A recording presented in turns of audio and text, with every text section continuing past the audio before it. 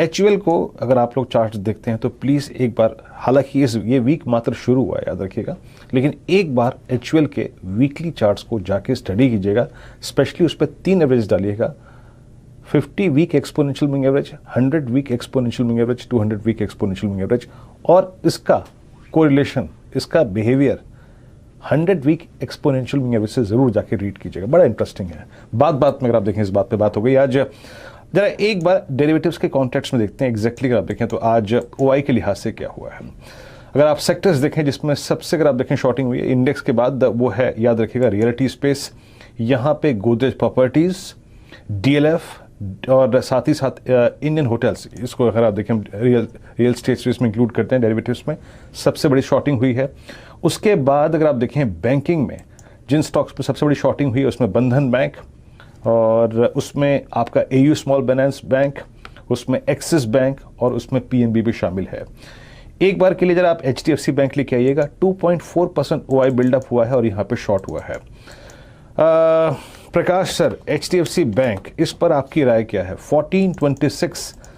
अब HDFC bank जो है आप समझ लीजिएगा कि अपने 200 डे एक्सपोनेंशियल मूविंग एवरेज से करीब 1500, करीब 75 रुपए नीचे ट्रेड कर रहा है। और अब मैं इसका जिक्र इसलिए कर रहा हूं क्योंकि ये अब अपने उन 3 लोज को रिविजिट कर रहा है जो कि 19 मई को क्रिएट किया था, 30 जुलाई को क्रिएट किया था और एक आज का लो, तीनों लो सिमिलर है। आपकी HDFC बैंक पर राय क्या है इसमें 1426 पर? अब तक तो वीक है इसका। HDFC बैंक का सेल सिग्नल आया था करीब 1500 के आसपास, उसका टेक्निकल टारगेट भी अचीव हो चुका, लेकिन मुझे लगता है कि लोअर लेवल 1400 अब भी पॉसिबल है, क्योंकि अब तो लगता है शॉर्ट कवरिंग आ रही है अपॉर्चुनिस्टिक, लेकिन ये शॉर्ट कवरिंग क्या ये स्ट्रेंथ है खरीदने के लिए, कह नहीं सकते। लगता है कि लेकिन स्लाइड 1400 के आसपास अब भी है, वहां पर एक ट्रेडिशनल बॉटम है, वहां पर शायद समझ जाए। अगर ऐसा कुछ होता है तो वहां से बाउंस मिल सकता है, लेकिन मुझे फिलहाल स्ट्रक्चर वीक लगता है क्योंकि गैप डाउन ओपन है और सस्टेन कर रहा है लोअर लेवल्स पर, तो डाउट रहेगा इस पर। डाउट है, और अभी भी अगर आप देखें बहुत बड़ा डाउट है इस स्टॉक को लेकर 1426 पे। आज का लो इंपॉर्टेंट है, लेकिन वहां पे बहुत बड़ा अच्छा बेस बनने की कोई संकेत नहीं। VPCL की भी हमने बात करी, देखिए VPCL किसे रखता हुआ 359 रुपए 90 पैसे पे डे लो पर आके ट्रेड कर रहा है और खासा प्रेशर यहाँ पे इस स्टॉक में है। बैंकिंग के बाद आइए कुछ और स्टॉक्स को देखते हैं जहाँ पे काफ़ी शॉर्टिंग हुई है। ये मैंने बैंकिंग का जिक्र किया। NBFCs लेके आइएगा। NBFCs में श्रीराम ट्रांसपोर्ट फाइनेंस, आज ये स्टॉक जनाब करीब समझ लीजिए कि 1180 पे आ गया। 3 रोज पहले हमने इसकी 1300 की पुट की बात की थी। आशीष बहती जी, ये SRT का चार्ट लग क्या रहा है आपको? ये कहाँ तक का डाउन साइड खुला है इस स्टॉक में आज? वो पुट ने बड़ा अच्छा पैसा बना के दिया होगा, अगर किसी ने उस लॉजिक पे ट्रेड किया होगा तो 200 डे में स्लिप हुआ था।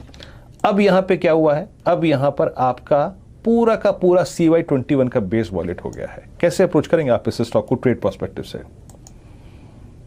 जी वीरू जी, नेक्स्ट स्ट्रेंथ जो दिख रही है वो 1100 लेवल, 1100 के इस पे ही दिख रहा है जो नेक्स्ट सपोर्ट है। उसके पहले तो काफी वीकनेस यहाँ पर है, तो इस करंट लेवल से भी और फर्दर स्लाइड डाउन दिख सकता है।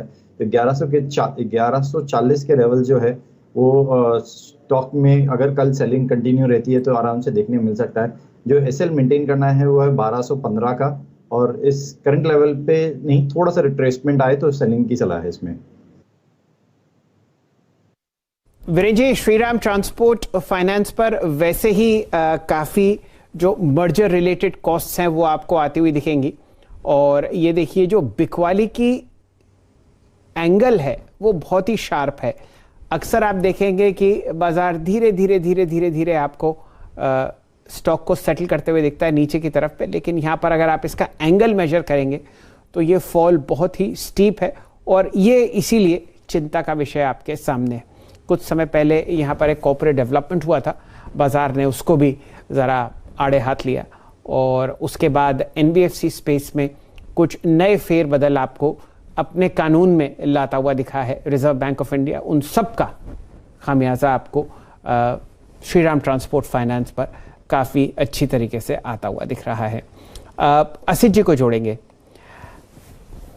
असित जी, हम लोग बिकवाली चौतरफा देख रहे हैं, और यहाँ पर आप देखिए कोई तो एक ऐसा इंडेक्स होगा जो गिरावट में आपको सबसे कम गिरता हुआ दिखे और वहां पर आप शायद मजबूती सबसे पहले आते हुए दिखें।